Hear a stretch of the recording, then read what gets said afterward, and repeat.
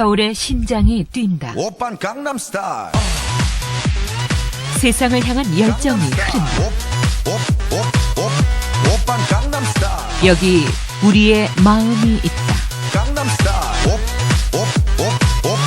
오빤 강남스타일. 에이, 섹시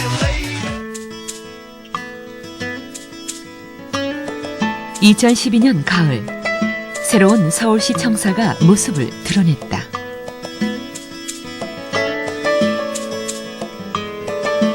(4년 5개월간의 기다림 끝에 이루어진 첫 만남).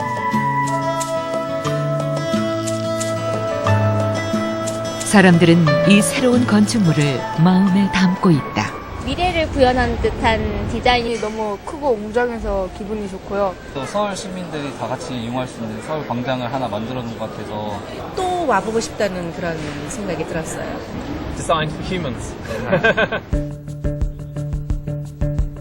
전쟁으로 폐허가 된 지 반백년 만에 1,000만 명의 사람들이 숨가쁘게 살아가는 거대 도시로 성장한 서울. 그 서울의 새 얼굴, 시청사엔 어떤 이야기가 숨어 있을까?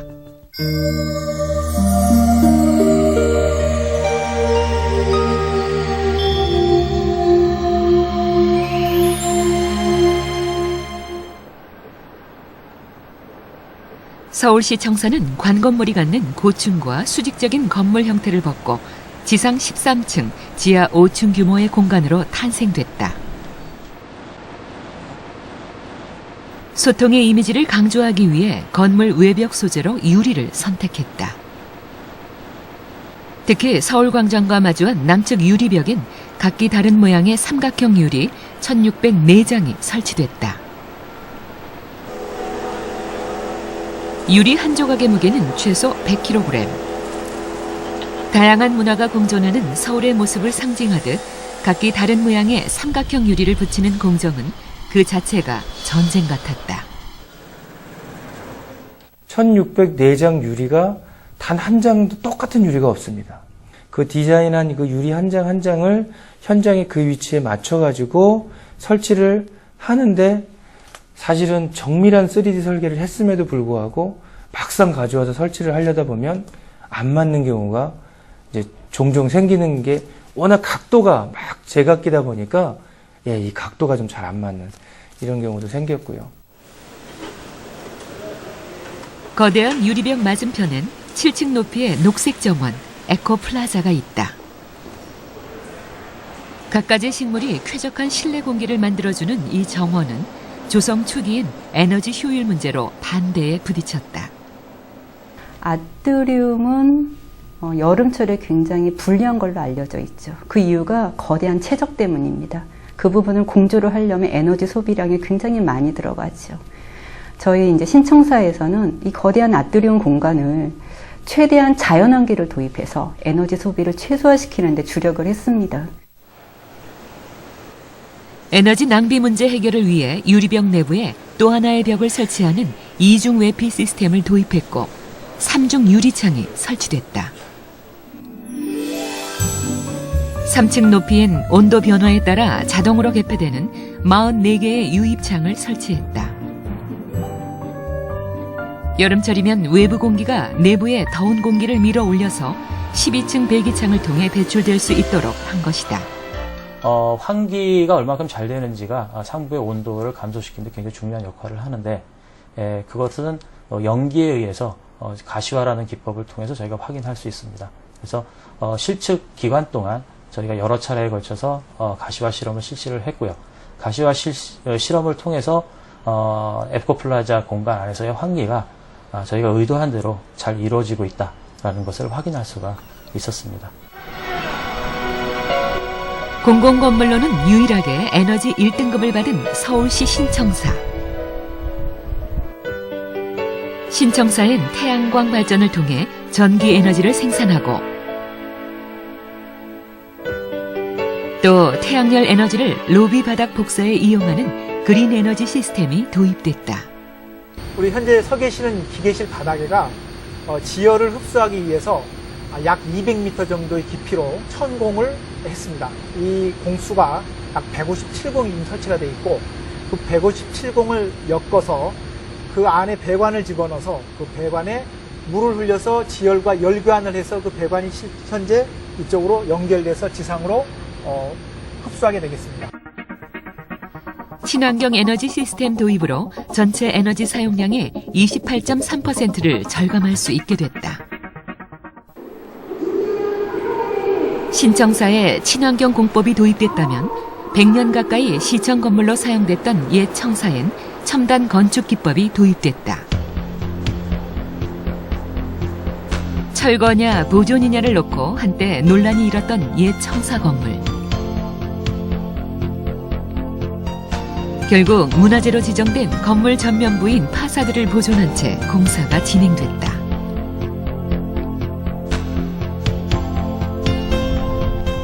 옛 청사 건물을 보존하기로 하면서 지하에 어떻게 공간을 마련하느냐가 공사의 화두로 떠올랐다. 사실 위로 가는 게 바람직하죠. 위로 올리는 게 경제적이고요. 하지만 위로는 옆에 덕수궁, 경관 심의동 때문에 문화재 때문에 위로 올라갈 수가 없는 상황입니다. 그래서 어떻게 하면 밑으로 확장을 할 수 있을까를 고민을 하다가 기존 건물의 하부로 확장을 하자. 이렇게 이제 시도가 됐고요. 그러다가 이제 뜬구조거 기술 개발이 된 겁니다. 136개의 지지 파일을 시공한 뒤 그 위에 70개의 유압잭을 설치해 털을 파는 공사가 진행됐다. 뜬구조 공법의 도입으로 100년 가까이 된 건물을 그대로 둔 채 23m를 파내려가 지하 공간을 확보할 수 있게 된 것이다. 이런 공사 과정을 거쳐 구청사는 옛 모습 중 일부를 보존한 채 시민들 곁에 머무르게 됐다.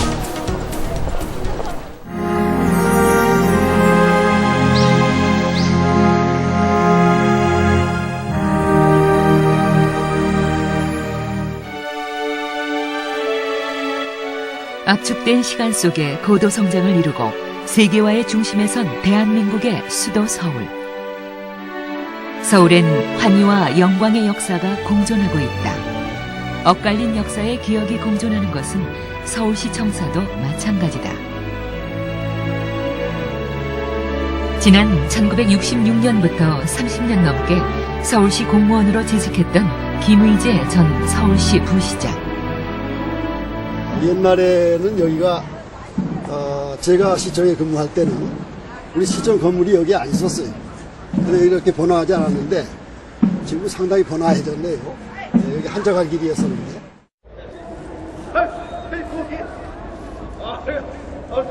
서울 도서관으로 변한 옛 서울시청사 앞에서 김 전 부시장은 아련해진 추억을 떠올린다.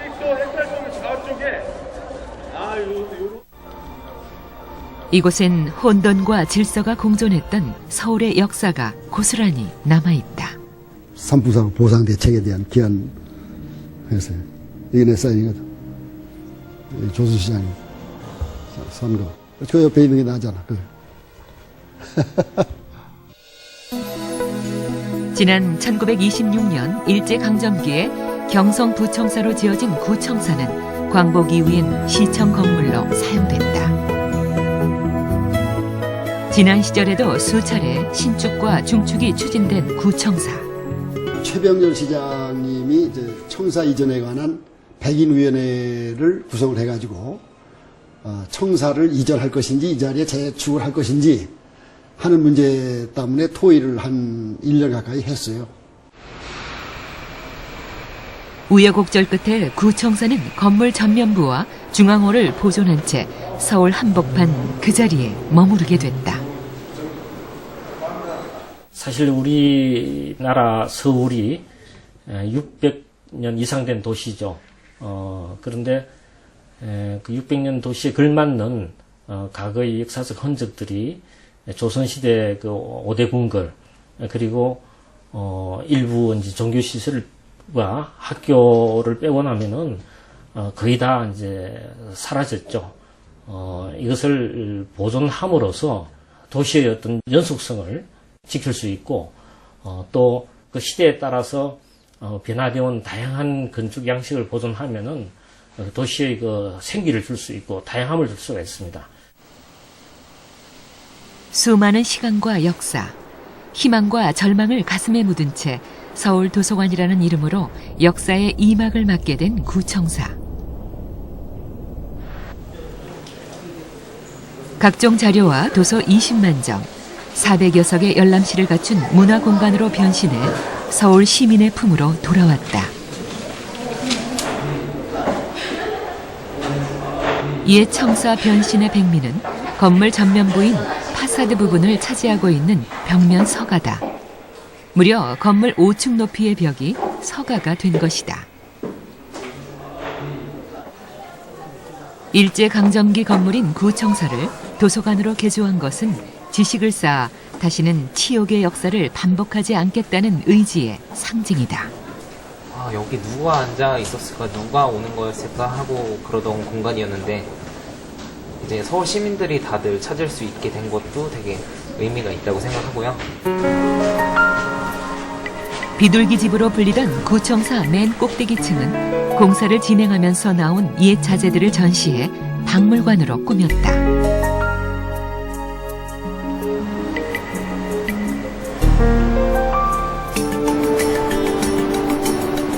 구청사 건물이 문화재로 역사적 가치를 인정받았다면 신청사는 건물터 자체가 조선시대 중요한 역할을 했던 장소였음이 밝혀졌다. 공사 현장에서 불란기 작업을 비롯해 무기류가 다량 출토됐다. 특히 무기류와 출토 장소가 함께 드러나면서 이곳이 조선시대 무기를 제조하던 군기시터 일부였음이 확인됐다. 문화재를 발굴하면서 그 문화재에 가장 큰 의미를 부여할 수 있는 것은 정확한 출토 위치를 알아야 됩니다. 그럼으로써 그 유적과의 관계, 그리고 명확한 시기와 성격을 구분할 수가 있습니다. 근데 요번에 발굴된 불량기 자포 등 각종 화약 무기들은 조선시대 군기시터라는 명확한 성격을 가진 건물지 내에서 나왔기 때문에 그 출토 위는 상당히 크고 아마 불량기 자포는 이제 보물급에 준하는 그런 유물로 봐도 무방할 것 같습니다. 이 터에선 무기류와 함께 조선시대 도자기 편과 호환 석축, 집터가 함께 발굴됐다. 서울 사대문화 안에 문화재에 대한 전수조사가 이루어진 계기가 됐습니다. 그래서 앞으로는 이제 좀 더 치밀하게 문화재에서 조사를 할 수 있는 기초를 마련하는 그런 아마 단초가 됐다고 저는 생각을 합니다. 새로 건립된 서울시 신청사에도 지난 시절 서울 시민들의 삶과 역사의 숨결이 자리하고 있다. 이런 원칙으로 갖고 있긴 해요. 남구에는 현재 시립도서관이 2개가 있고요. 신청사 시장 집무실 안의 회의용 의자가 바로 그것이다. 어렵게 모은 재산 수십억을 기부하고 젓갈통으로 만든 의자까지 기증한 류양선 할머니. 할머니는 편치 않은 몸을 이끌고 여전히 노량진 시장을 지키고 있다. 요새 놓치면은 팔거든요. 이렇게 잘 될 때, 조금 될 때, 그때 열심히 해야 조금이라도 더 팔 보이지. 그런 거는 잘 먹고. 지금의 삶을 있게 해준 의자를 서울시에 기증한 할머니의 바람은 한 가지다. 좋은 거 먹여. 일을 정정당당하게, 확실하게, 어긋나지 않게 잘 하시면 고맙지. 수십 년 간직한 아버지의 의자 중 하나를 기증한 서울 토박이 김학진 씨. 그의 바람도 류양선 할머니와 다르지 않다. 그 전시행정으로 하지 말고 이 의자에 앉아가지고 서울 시민들을 위해서 진정도 어떻게 일을 할 건가 좀 똑바로 좀 해줬으면 좋겠습니다.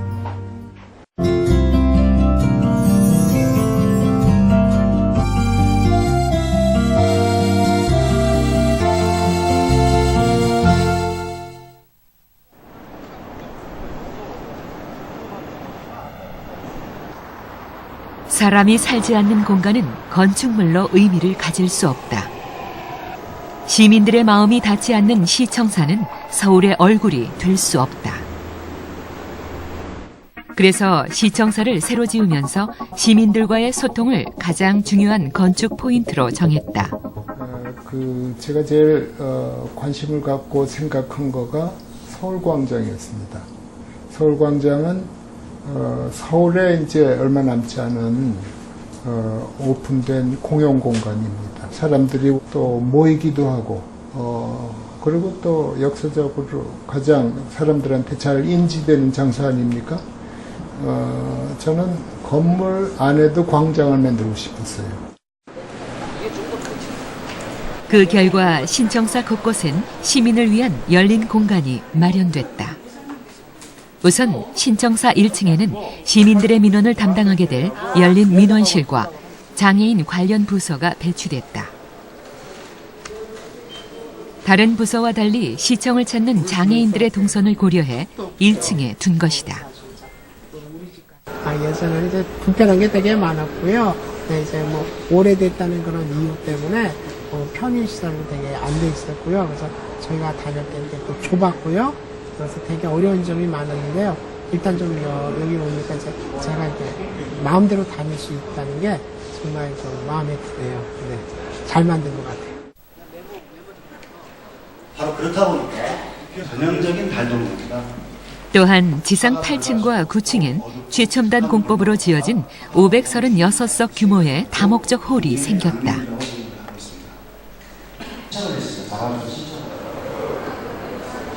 8층, 9층, 10층의 나머지 공간에는 서울 광장을 내려다보면서 휴식을 취할 수 있는 전망대와 휴게실의 기능을 갖춘 하늘 광장이 조성됐다.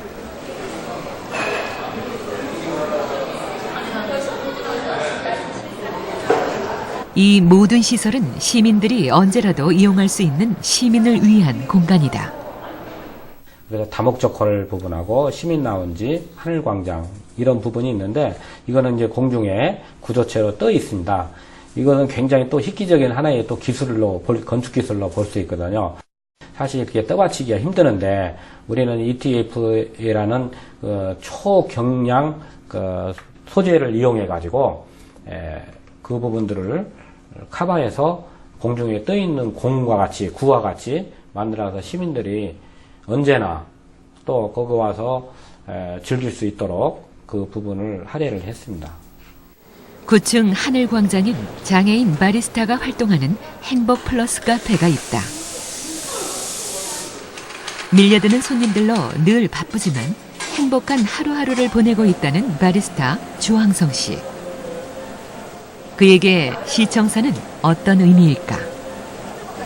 신청 안에 들어가기 전에 건물 모양을 보니까 엣지플레이트 모양이 좀 느낌이 들었어요. 근데 신청 안에 들어가서 엘리베이터 타고 올라가는데 그때 보니까 시민들이 다 많이 들어오고 신청 안에 시민이 다 들어왔어요. 다 보니까 진짜 인기 많고 사람이 많구나 생각하면서 공간이 신청 안에 공간이 특별하다고 생각하고 있어요. 서울시청 직원들의 업무 공간은 신청사 건물 뒤편에 배치됐다. 사무 공간 역시 직원들 간의 원활한 소통을 위해 벽을 허물었다.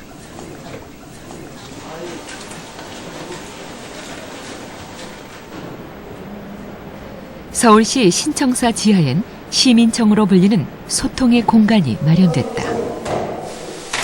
시민청은 내년 1월 개관을 앞두고 공사가 한창이다.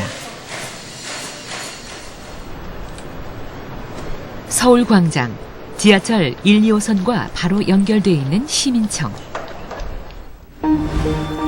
시민청은 시민들을 위한 갤러리와 결혼식장으로도 이용될 예정이다. 내년 1월 서울시 신청사에서 첫 번째로 결혼식을 치를 행운의 커플 권준명, 서현진 씨. 평소 작은 결혼식을 원했던 두 사람은 행복한 결혼 소식과 함께 작은 결혼식으로 아낀 비용을 어려운 이웃에게 기부하겠다는 따뜻한 마음까지 전해왔다. 결혼식이라는 게 중요한 게 오신 분들과 같이 추억을 나누고 축하를 받고 그다음 앞으로 이렇게 행복하게 잘 살겠다 말씀드린 자리라고 생각을 했고 꼭 그 자리가 호화롭거나 아니면 큰 공간일 필요는 없다고 생각을 했습니다. 이렇게 작지만 아름다운 결혼식이었으면 좋겠고요. 그리고 늘 기부를 하는 건 아니지만 이렇게 다른 사람들과 나눌 수 있는 그런 결혼식이 됐으면 좋겠습니다.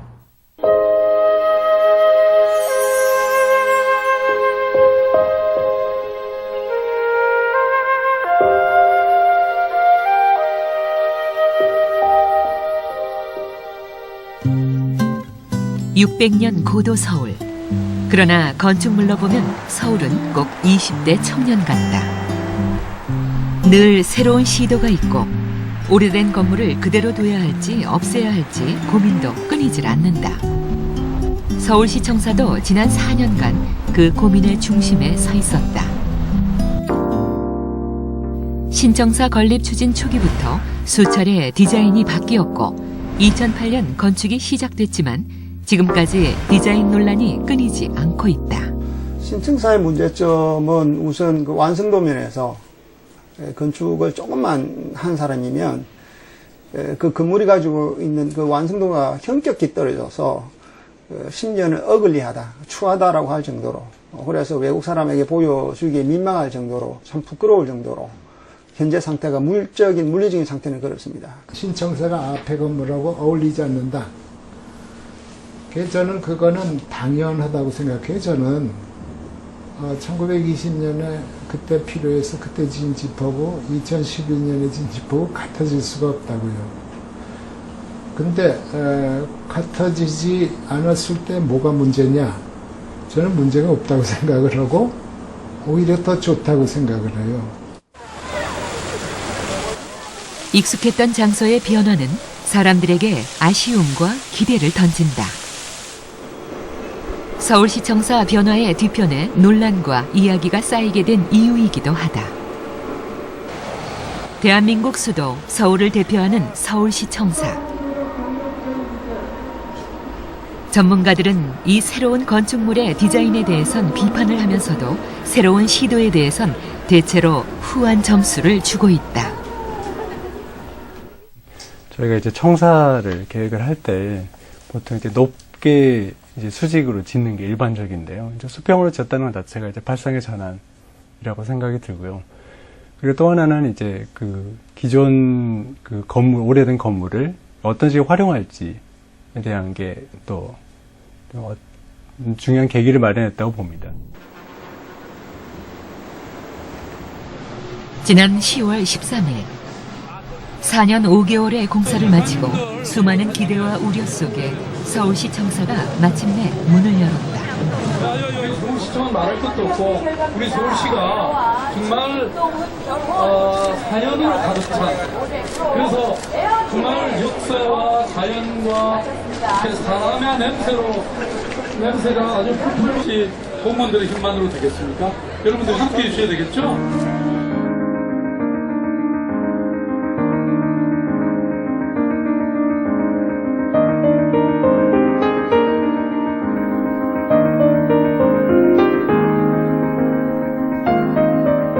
서울시청사가 베일을 벗고 열린 공간으로 시민들에게 다가온 지 2달 남짓. 시민들은 새로운 서울의 얼굴에 대해 다양한 의견을 쏟아내고 있다. 규모 전체가 압도당할 만큼 너무너무 크고 헬스가 너무 많이 들어갔다는 생각이 드네요.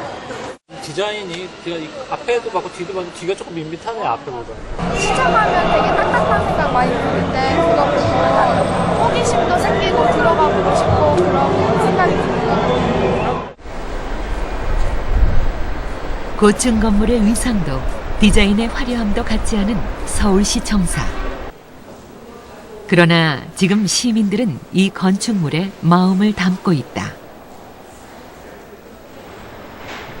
서울시청사는 아주 오래도록 이 자리를 지키며 이 도시의 현재와 미래, 그리고 이곳에 살았던 사람들을 기억하게 될 것이다.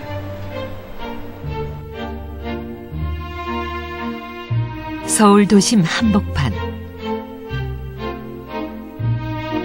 빌딩 숲 사이로 고궁이 앉아있고 부지런한 사람들의 발길이 이어지는 곳.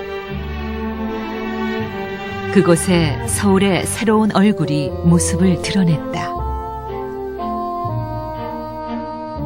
그곳으로 우리의 마음이 움직인다. 아직은 낯선, 그러나 멀리 있지 않은 그곳으로.